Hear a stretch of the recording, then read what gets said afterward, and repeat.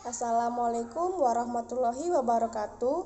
Perkenalkan, nama saya Dea Sekirana Rasanti dengan NIREM 2019-01-007 dari kelas 5 MIA 1. Di sini saya akan menjawab 3 pertanyaan soal UAS metodologi penelitian.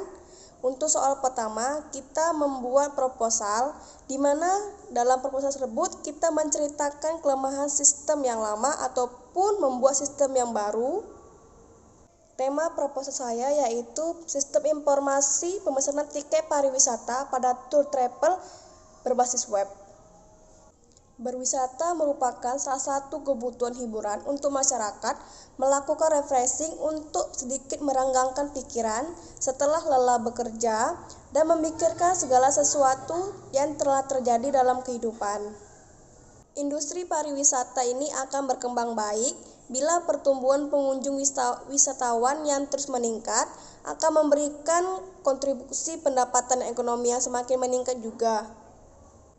Pertumbuhan bisa dijamin dengan beberapa faktor yang mampu menjamin industri pariwisata, yaitu ketersediaan informasi tentang pariwisata yang mudah diakses dari berbagai tempat melalui internet.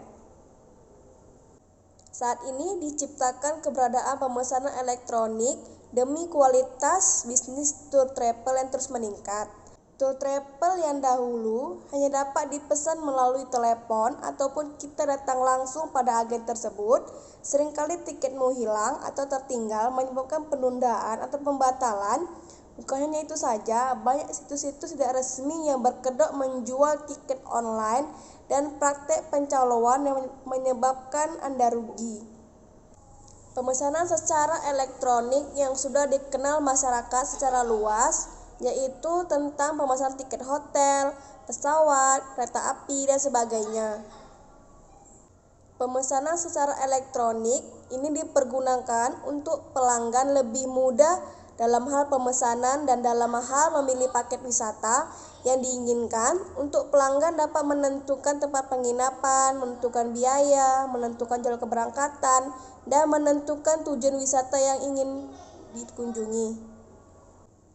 Dari latar belakang tersebut, penulis tertarik untuk membangun suatu sistem informasi pemesanan tiket pariwisata pada travel berbasis web yang diharapkan mampu untuk menyediakan informasi pemesanan tiket travel.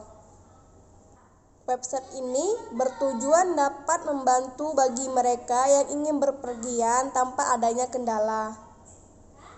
Di flowchart ini, pertama kita login terlebih dahulu. Terus kita mengakses ke traveloka.com. Setelah itu kita mengisi informasi dan memilih tiket yang diinginkan. Kemudian kita memilih beli atau tidak.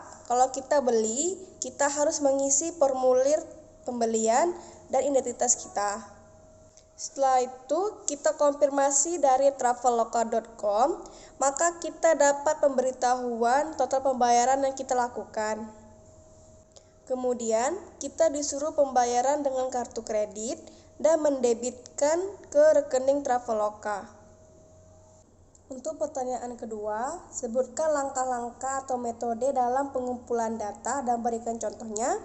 Jawabannya yaitu yang pertama, wawancara atau interview, yaitu cara untuk mengumpulkan data dengan mengadakan tatap muka secara langsung.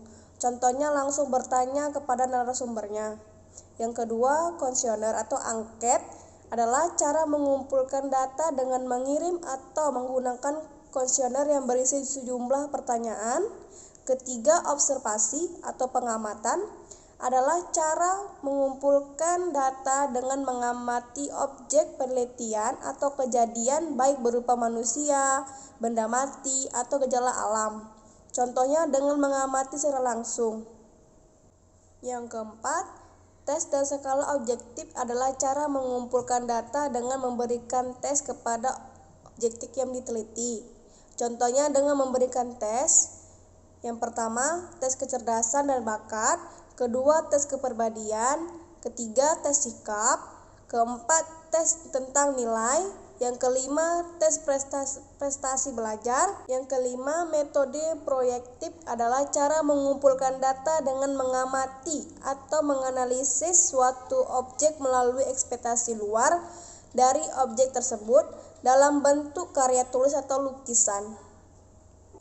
Pertanyaan terakhir, jawaban nomor 3, jelaskan langkah-langkah Bagan di metodologi penelitian waterfall setiap tahapannya dan berikan contohnya. Jawabannya, langkah-langkah Bagan dalam metode waterfall. Yang pertama, requirements. Dalam tahapan ini, persyaratan potensial dari aplikasi analisis secara metodis dan ditulis dalam dokumen spesifik yang berfungsi sebagai dasar untuk semua pengembangan di masa mendatang. Kedua, analisis. Dalam tahap ini, sistem akan dianalisis untuk menghasilkan model dan logika bisnis yang akan digunakan dalam aplikasi. Yang ketiga, desain. Dalam tahap ketiga ini secara umum mencakup kepentingan desain teknis seperti bahasa pemrograman, lapisan data, layanan, dan sebagainya. Yang keempat, coding. Sumber kode yang sebenarnya akhirnya akan ditulis pada tahap keempat metode waterfall ini. Hal yang akan diterapkan dalam metode mulai dari model, logika bisnis, hingga integrasi layanan yang akan ditentukan di tahap sebelumnya. Kelima, testing. Melaporkan masalah dalam tahap ini sangat penting karena tak jarang mengulang atau merombak fase coding sebelumnya harus dilakukan agar semua bug yang ada dapat dihilangkan. Dan keenam, yang terakhir, operasi. Di tahap ini aplikasi siap digunakan dan disebar ke publik, namun pemantauan dan perbaikan tetap diperlakukan agar semua fungsi tetap berjalan dengan baik. Sekian dari saya, mohon maaf. Wassalamualaikum warahmatullahi wabarakatuh.